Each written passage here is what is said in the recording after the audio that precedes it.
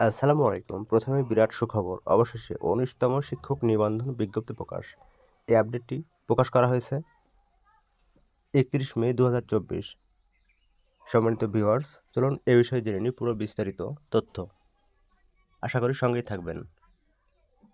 চলতি বছরে ১৯তম শিক্ষক নিবন্ধনের বিজ্ঞপ্তি প্রকাশ করা হতে পারে। ১৮তম শিক্ষক নিবন্ধনের মৌখিক পরীক্ষা চলাকালীন এই বিজ্ঞপ্তি প্রকাশ করা হতে পারে। সোমবার তথা গত ২৭ মে বেসরকারি শিক্ষক নিবন্ধন ও প্রত্যয়ন কর্তৃপক্ষের এনটিআরসি একাধিক কর্মকর্তা দ্য ডেইলি ক্যাম্পাসকে এই তথ্য জানিয়েছে।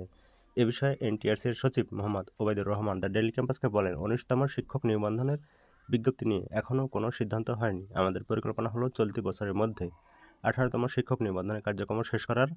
আমরা চেষ্টা করব ১৮তম শিক্ষক নিবন্ধনের মৌখিক পরীক্ষা চলাকালীনে ১৯তম নিবন্ধনের বিজ্ঞপ্তি প্রকাশ করার। তো সম্মানিত ভিউয়ার্স, এটি সত্যি সুখবর। এই ১৮তম শিক্ষক নিবন্ধনের পরীক্ষা চলাকালীন সময়ের মধ্যে ১৯তম বেসরকারি শিক্ষক নিবন্ধনের নতুন করে বিজ্ঞপ্তি প্রকাশ করতে যাচ্ছে এনটিআরসি।